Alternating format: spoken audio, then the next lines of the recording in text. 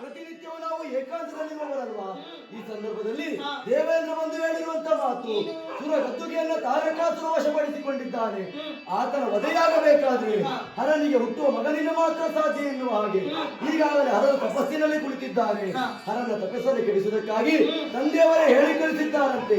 ಹಾಗಾಗಿ ಅಲ್ಲಿವರೆಗಾಗಿ ಹೊರಟವನಿದ್ದೇನೆ.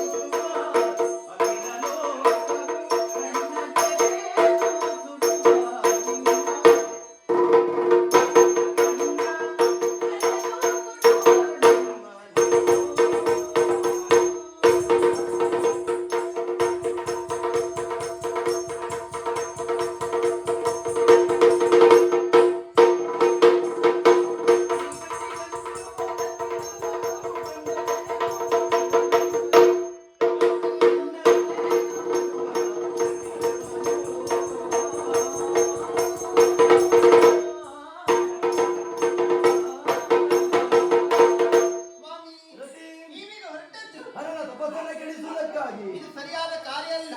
ಈ ಮಾತನ್ನು ಹೇಳಲಿಕ್ಕೆ ಕಾರಣ ಈ ಪ್ರಪಂಚದಲ್ಲಿರುವ ವ್ಯಕ್ತಿಗಳಿಗೆ ಎರಡು ಕಣ್ಣಾದ್ರೆ ಹರಡಿ ಮಾತ್ರ ಹೆಚ್ಚಿನ ಕಣ್ಣುಂಟು. ಅದುವೇ ಕಿಚ್ಚುಗಣ್ಣು. ಆ ಕಣ್ಣನ್ನು ತೆಗೆದು ಮೂರು ಲೋಕವನ್ನು ಸುಡುವಂತ ಯೋಗ್ಯತೆ ಆತನಿಗೆ ಇರುವಾಗ ಇಂಥ ಕಾರ್ಯ ಮಾಡಿದ್ರೆ ನಿಮ್ಮನ್ನು ಸುಮ್ಮನೆ ಬಿಡ್ತಾನ? ಕ್ಷಣ ಮಾತ್ರ ದಹಿಸಿ ಬಿಡ್ತಾನೆ.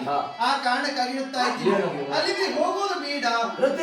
ಕಿಚ್ಚುಗಣ್ಣಿಗೆ ನಾನು ಎದುರುವನೆಂದು ಭಾವಿಸಿದ್ಯಾ? ನಿನಗೆ ಭಯ ಯಾಕೆ? ಈ ಹಿಂದೆ ಅದೆಷ್ಟೋ ದಾನವರನ್ನ ಸುಟ್ಟಿದ್ದಾನೆ ಎನ್ನುವ ಹಾಗೆ ಅಲ್ವಾ? ಉದಾಹರಣೆಗೆ ಅಂಧಕಾಸುರ, ತ್ರಿಪುರಾಸುರ, ಜಲಂಧರ, ಗಜದಾನವ ಅಂತವರ ಪರಿಸ್ಥಿತಿ ಏನಾಗಿ ಹೋಯಿತು? ಸುಟ್ಟು ಭಸ್ಮೀಭೂತರಾಗಿ ಹೋಗಿದ್ದಾರೆ ಅಲ್ವಾ?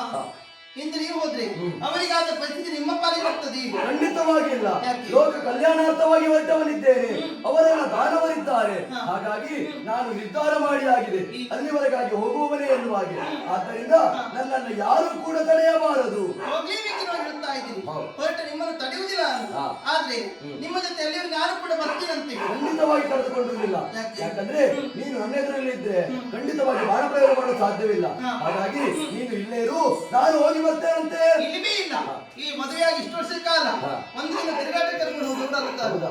ಆದ್ರೆ ಇಂದು ನಾನು ಬರ್ತೇನೆ ಅಂತ ತೀರ್ಮಾನ ಮಾಡಿ ಆಯ್ತು. ಹಾ. ಇನ್ನು ನಿಮ್ ಜೊತೆ ಬರುವುದಿಲ್ಲ ನಾನು. ಬರುವುದಾದ್ರೆ ನಿಮ್ಗೆ ಚಿಂತೆ ಇಲ್ಲ. ತೊಂದರೆ ಆಗುದು ಯಾವಾಗ? ಹಾ. ನಾನು ಎದುರುಗಡೆ ಇದ್ದು ಮಾತ್ರ ಅಲ್ವಾ? ಹೌದು. ಬಂದು ನಾನು ಎದುರುಗಡೆ ಕುಳಿತುಕೊಳ್ಳುವುದಿಲ್ಲ. ಮತ್ತೆ? ಎಲ್ಲಿಯಾದ್ರೂ ಮನೆಯಲ್ಲಿ ನಿಂತು ಹಾ. ನೀವು ಬಾಣ ಪ್ರಯೋಗ ಮಾಡುವ ಚಂದವನ್ನು ಹಾ. ನಾವು ನೋಡ್ತಾ ಇರ್ತೇನೆ. ಮನೆಯಲ್ಲಿ ಇರ್ತೀಯ ಹ್ಮ್. ಆದಿತಂತೆ ಹಾ. ನಿನ್ನನ್ನ ಕರೆದುಕೊಂಡು ಹೋಗ್ತೇನೆ.